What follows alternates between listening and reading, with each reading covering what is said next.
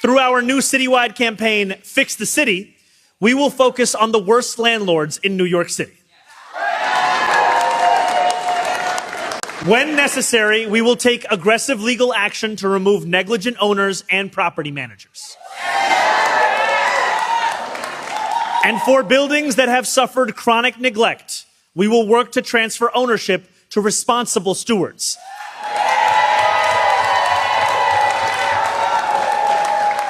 Stewards that include community land trusts, nonprofits,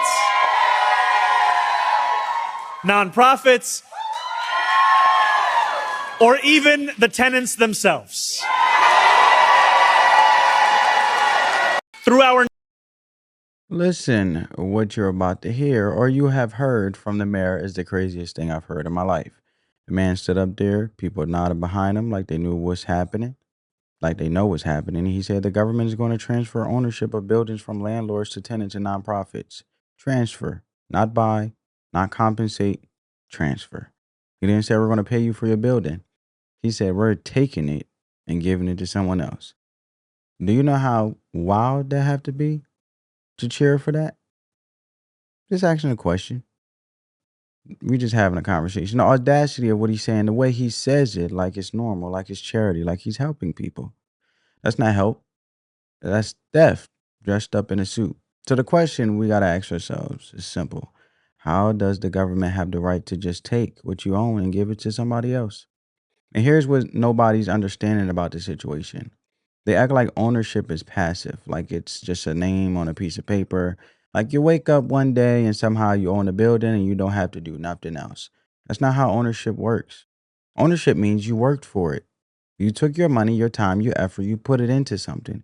You invested in it. You renovated it. You deal with the maintenance. You deal with the tenants. You handle the problems. When the pipes burst at 3 a.m. at your property, you carry the risk as a landlord. You carry the responsibility. That's what ownership is. It's not passive, it's active, it's work. Now the government wants to take all that work, all that investment, all that responsibility you built up, and they want to transfer it to somebody who's never run a business in their life. Somebody who's never managed a P&L. And for those who don't know what P&L is, it's just a profit and loss spreadsheet. Somebody who's got bad credit, somebody who don't have investment money, somebody who's in debt. You're going to take something that requires knowledge, like I mentioned, like a P&L they don't have knowledge of, a profit and loss spreadsheet, experience, capital, and business sense, and you're going to hand it to somebody who's got none of that. How does that work? Like, think about a billionaire for a second. Nobody wakes up a billionaire. You don't slip on a banana peel one day and boom, you're a billionaire now. And that's not how it works. A billionaire has to build something so massive that a billion people profit or benefit from it. Not profit. They build something that a billion people benefit from as a billionaire. And that's why they got $1 billion. They didn't get that money for being lucky or being a bad person. They built something. They worked, they invested, they took risks, they made smart decisions. That's ownership. But this plan, what the mayor is talking about, it's not about that. It's not about building anything or helping anybody actually get rich or stable. This is about taking from people who did the work and give to people who didn't and then acting like you helped them. That's not charity. That's not community care. That's setting people up to fail. You're giving someone a building they know not how to run, with problems they don't understand, with expenses they can't manage, and they're going to go broke. That's buildings. The building is going to fall apart. And the government's going to point at it and say, see, this is why we need to step in. And the worst part is everybody involved in this idea, except the people who actually need help, is making money. But we'll get to that. First, let's talk about the fact that the city already proved they can't run a building to save their life. You want to know what's really insane about this? The city already owns buildings. They own a ton of buildings through something called the NYCHA, New York City Housing Authority. It was known as COPA. They renamed it. And let's also go over something else. We have city-owned properties called NYCHA. They are the worst landlords that the city could ever ask for. But the most detrimental thing is they want to take this and fund this all through non-for-profits. Once the non-for-profits take over these buildings, this is multi-billion-dollar stuff we're talking about. We're talking about the New York City buildings. I mean, can you imagine? This is absolutely insane. Absolutely insane. But what I really want to see now, Sandra, there's going to be a real test and a real testimonial to see who stands up in my city council against this. Okay? Is my speaker of the city council going to do her job and realize this is a detriment, this will kill our city? Is she going to do her job and get everybody, the way they did when Eric Adams was in office? You know, when Eric Adams was in office, they found every little thing to knock him about. Now we've got this guy who's a straight up communist pushing this forward, and I want to know, what are you going to do about it? My You guys heard it.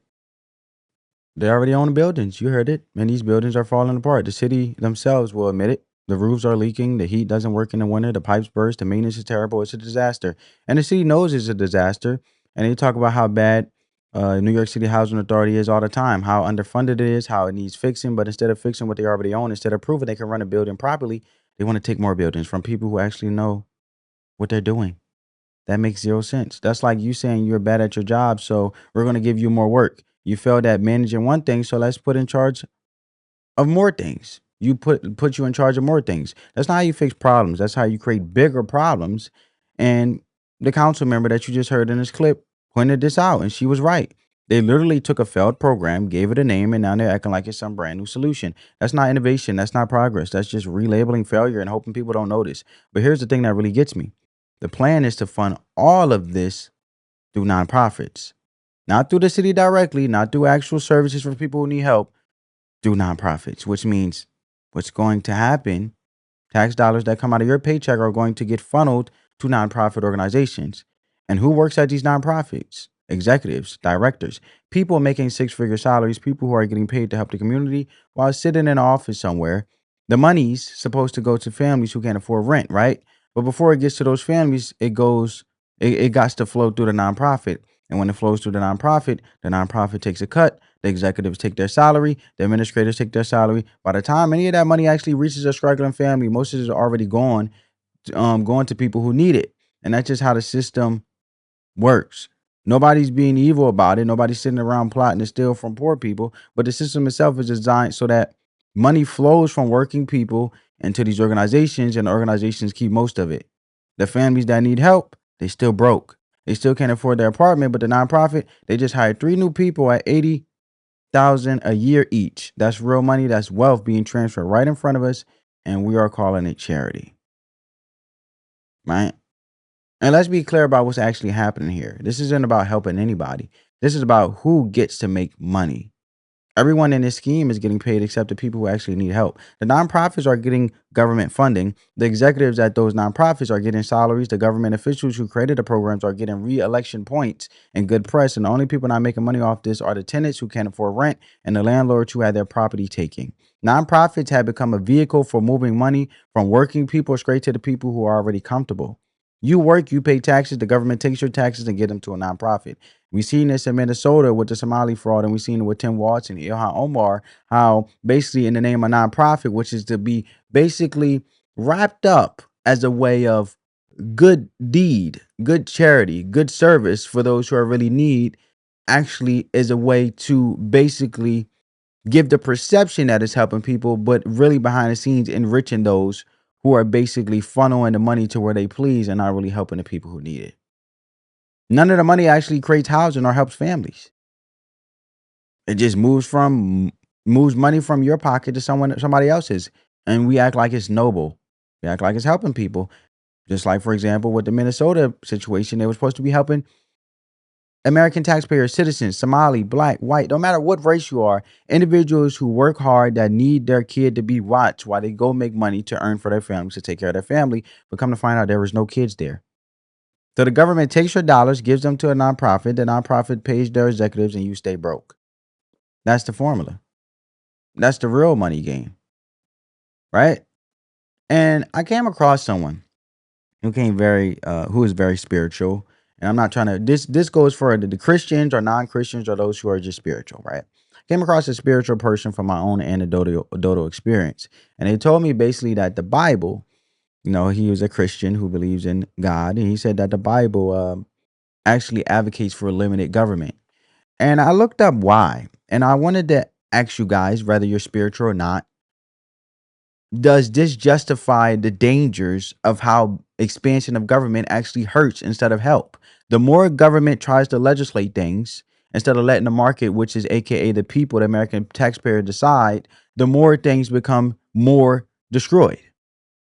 That's the conversation or the question I want to ask you guys. Just food for thought, right? Not telling you how to think or what to think, just having a conversation. So the core issue in the Bible regarding government is warning that human rulers, when given too much power, will inevitably abuse it due to their flawed and sinful nature, or the temptation, right, to want more, greed. And when you look at it, in the most famous warning in 1 Samuel 8, the prophet Samuel told the people that demanding a centralized government or a king would cost them their freedom, as the state would draft their children, seize their land, and tax away their wealth until they become his servants.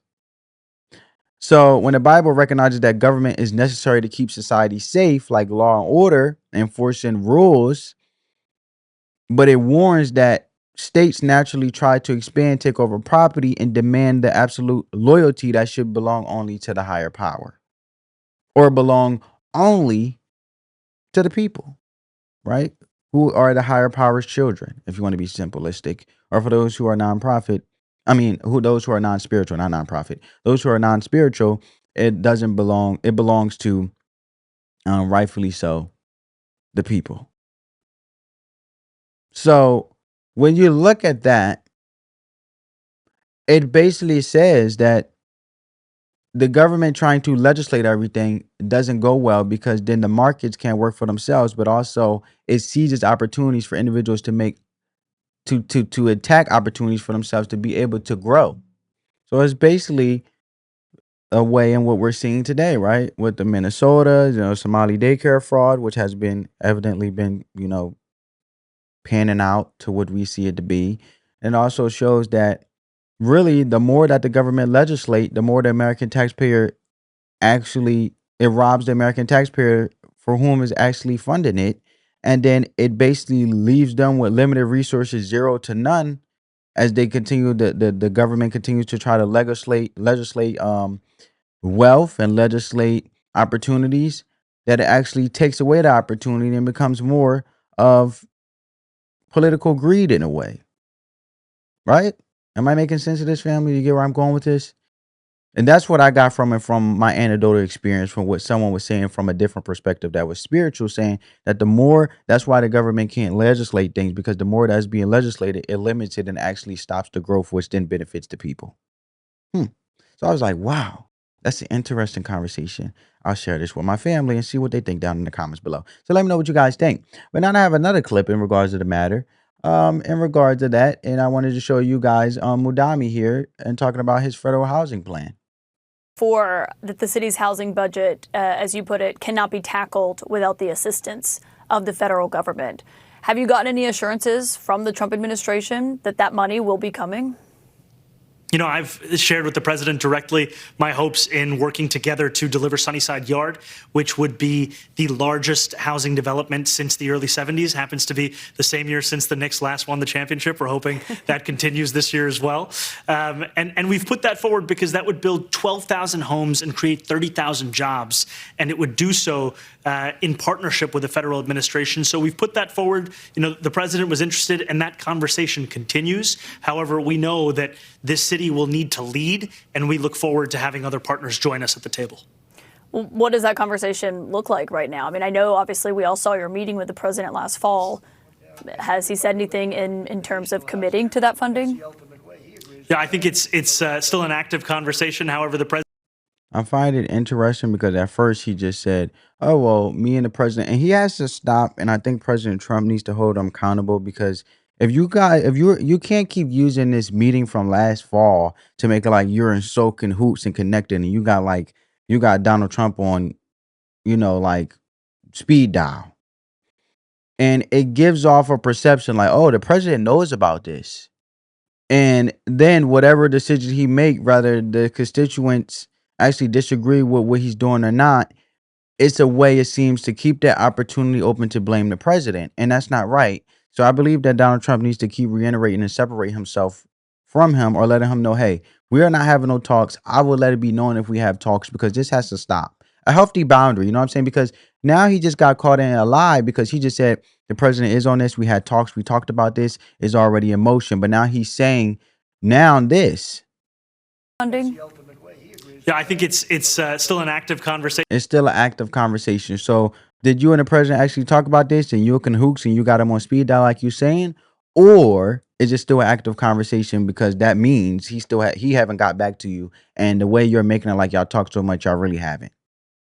You can't do that, man. However, the president did make clear that he was interested in this, and we've known that this is an idea that has lived within the public imagination for decades. It's going to take a lot to actually get it to fruition, but we're committed to that because we think that it has a generational opportunity to unlock stability for New Yorkers who would live in this housing, as well as New Yorkers who would work on this housing, which is a key part of our plan, is that we look at New York City through every single lens of those that are going to actually construct these houses, those that are going to steward these houses, those that are going to live in these houses, because for too long we've thought of New Yorkers only in one way, when in fact many construction workers at the end of the day, they go home and they're a tenant in our city. Yeah. Well, I mean, since you and the president talked about that plan, he posted later, despite it being a very warm and glowy meeting from what the press saw.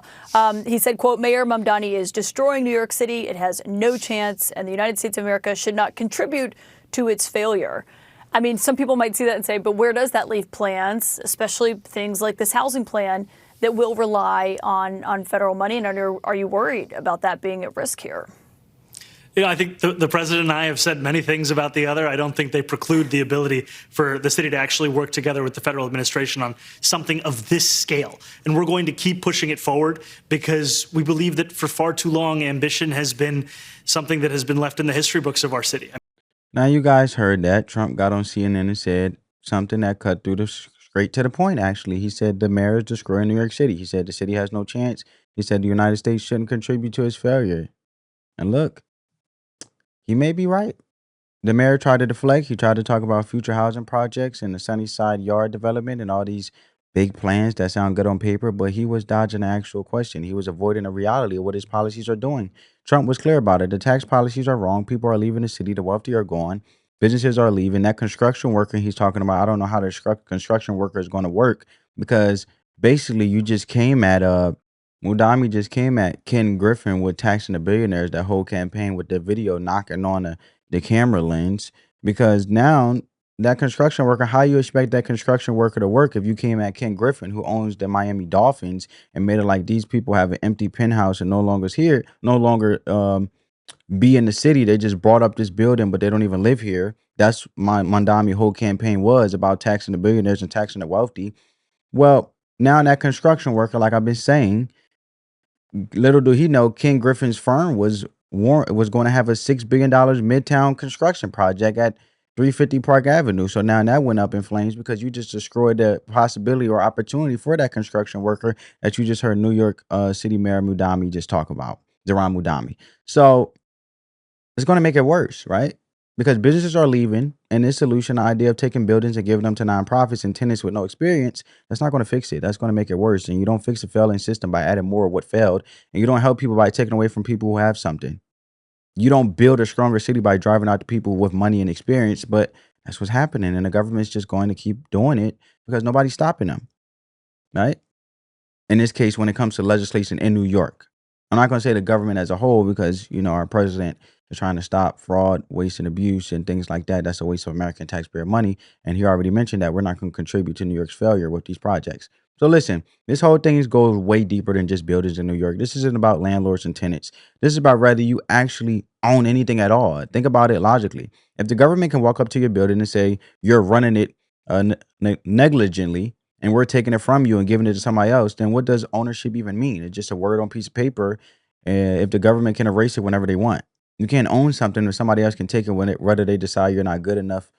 Whenever they decide you're not good enough at it, that's not ownership. That's renting. You're renting from the government, and they can evict you anytime they feel like it. And I know a lot of people are going to say, oh, well, if you have a property, you still pay property taxes. So it's still like you're renting from the government, even though okay, fair, right? But I'm just saying, in regards of actually owning the property with your name and the way you run it, or owning the house that you own, yes, you still pay property taxes, because if it's on the land of the city, you'll pay taxes for that unless you buy your own land and put your own house on it. Yeah, then that's a way to get out of that. But My whole point is, where is the real advocacy for ownership for people to stay and actually invest and wanted to enjoy and raise a family and continue to build and prosper in the New York City or the state of New York ecosystem, right? Just New York as a whole is my point. So when you look at that like that, and once people can accept the government can seize your property because they think they know better, the rules change for everybody, not just landlords, everybody. Working people build their entire future on ownership. You buy a house, you build equity, you renovate it, you sell it, use that money to buy something bigger, you build generational wealth through property and ownership. You start a business, you own it, you build it, you pass it to your kids. That's how Americans get out of poverty. That's how you go from nothing to something. But if the government could take what you build whenever they want, whenever they decide, it's not being used the way that they prefer, then the whole path to freedom is closed off. You can't build anything. You can't take risks. You can't invest in yourself because the government might just take it and give it to somebody else. That's not freedom. It comes off, as critics would say, it's slavery in a way with extra steps. Now, is it literal slavery? No, but it's slavery in the sense of how critics are saying it, and independence of you constantly depending on the federal government or the government instead of being able to actually pave a way for yourself. I believe that the majority of people and a lot of people that come here, legal migrants, Americans, American citizens, American taxpayers, I believe they would just like the government to get out their way and just let them present the opportunities and now seize the moment and continue to prosper. I'm speaking for the majority, not the minority. But it's up to you, right? You can bring a horse to water, you can't make it drink, but the opportunity is there, which would be the beautiful part. No excuses. So the Constitution protects property rights for a reason. The founders understand that if you don't have property rights, you don't have nothing. You got no security, you got no stability, you got no future. You're just a subject, not a citizen. And the government can control you because they can take everything you have. And that's why property rights are there. That's why they matter. That's why this move by the mayor is so dangerous. He's not just taking buildings. He's saying property rights don't exist if the government doesn't like you. And once that becomes accepted in New York, once people stop fighting it, other cities are going to copy it. Los Angeles is going to do it. Chicago is going to do it. Philadelphia, Baltimore, every major city controlled by the same ideology is going to say, we are seizing your property too. And suddenly you got a country where you can't own anything and you can't build anything and you can't pass anything to your kids and you don't have enough wealth like the wealthy to do, or the wealth the individuals can do, where they can get up and leave because they have the money to do so. But what about the people that's trying to get money to be able to have the flexibility to get up when they leave, when they can? Because they can if they're already being suppressed, or I should say being government dependent before they can even build themselves up, right? Like the wealthy that can go wherever they want, take their money wherever they want because they have reached that pinnacle in their lives. So you can't pass anything to your kids either because the government decided they don't know how to use the government have decided they know how to use your stuff better than you. And you don't know how to use it. That's not a country. That's a government that owns everything and lets you use it if you behave.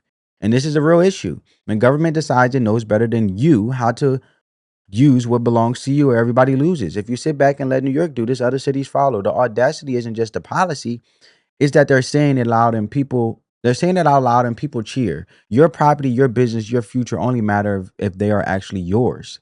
Comment below. Should the government be able to take property and give it to someone else? Subscribe for the road breakdown. Spread that peace, love, and positivity as always. And as always, we just having a conversation. Catch you in the next one. I hope you guys got some value from this video. Peace.